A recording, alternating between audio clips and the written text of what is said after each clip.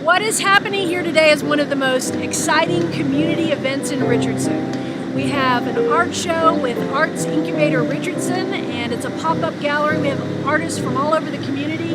Great eyes. I love your painting. Thank you so much. I started with abstract.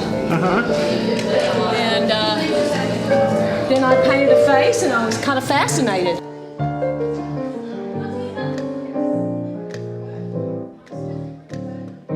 So Cara, you have earrings. I have earrings. I have fused glass and a little bit of stained glass. And How hot do you have to heat it to fuse it? anywhere from 13 to 1500 degrees. I'm with Arts Incubator of Richardson. I'm Marlis. I'm Marlis. I'm Isabel Shaper. Oh, right. Oh, I noticed the calories floating in the air. We brought the dark chocolate, which is a chocolate ganache wrapped in chocolate. We brought bacon peanut brittle. It's a great little shop, and people kind of hang out there. Yes, we've got the Wi-Fi. We have, groups that come in. My dad was a Southwest signature watercolor artist many years ago, and I'm having a retrospective which is in honor of him, Wilson C. Ramage. I'm a watercolorist and decided in the last few years that I've just wanted to try to master watercolor, which isn't probably possible. I too am a watercolorist, and I've worked since 1990 trying to master watercolor. I'd worked in oils before then. This is something I love doing. So these are the trips that my husband and I take. We go to Marble Falls, and I really love the icons. I take photographs, black and white, and then I hand color them. I don't know, I've always had a color sense. Started out sewing my children's clothes, macrame, and so the sense of color has always been my focus. I love the way color works. It's kind of from our unconscious. Exactly.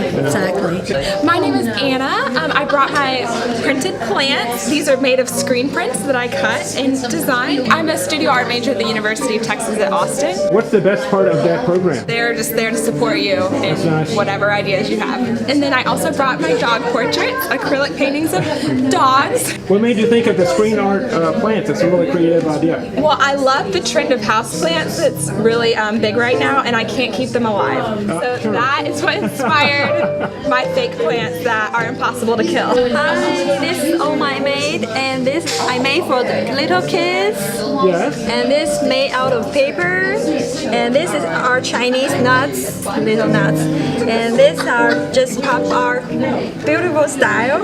I like colorful things. I'm Carrie Fox. I'm running a bunch of different styles because I believe why stop at one. I've got my watercolors here, some in a kind of lamb pasture style.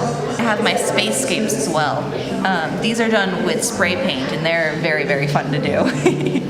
I've been painting since I was about 12. Mainly I do more illustration and sketching, but I've recently really fallen in love with watercolor and spray paint because they have this quality where you don't know what you're going to get until the end. And of course, the heartbeat where this event started is with Crawfish. Now we have barbecue, gumbo. To be alone in the dark thinking of you. Well, started walking the floors from the windows to the doors when it's love time. Well, I guess the It was an art show in the Crawfish boil, so it's kind of a combined thing. Did you get to cook yet? I'm one of the artists. My husband just brought the baby, and he's carrying more art. My name is Ekaterina Konovalova. I'm originally from Russia, so I have very diverse art. This is the book with my paintings. When did you come over to the States? About 10 years ago. How long have you been painting? Since I learned how to crawl. Sure, so it's in you. I'm Stacy Smith, and my company is Zentala, and I make healing crystal jewelry. Is it a force that you can feel, or does it work in kind of mysterious ways? Well, it just works within our vibration and our energy in our body. I've been doing this 15 years, but I have been creating since I was a small child. My art really focuses on birds and anything flight-oriented. A lot of these have stamps that are little tiny pieces of art themselves that talk about, in this case, World War II, special duck stamps. But I also do religious art. That's my Our Lady of Guadalupe down there. She's very dear to me. What draws you to birds? Do you know? My family has aviation in our blood. My dad was a pilot, like I said, he flew that. We had our own family plane. He started giving me flying lessons. Most of my work is acrylics on collage paper. If you look closely, you can see that the whole thing was collaged and then I paint over it with acrylics. Dogs are my favorite thing to paint because you can capture their personality. I love stacking rocks, so I've started painting stacked rocks. It's very meditative to me. These look like they're pretty well balanced and stacked. Right. These you really kind of wonder if they would really stand, but I kind of like to paint them like that.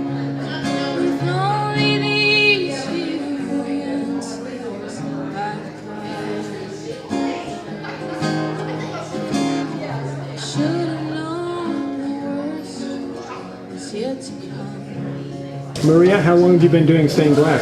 Honestly, only about 6 years. But I've been a glass conservator and artist for 25, 30 years. So, I mean, yeah, I've been preparing it for many years. I have St. James and Texarkana. I designed their 3 panels.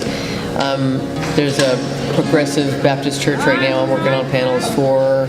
I hand print and I hand paint all of my papers, and then I collage with the papers.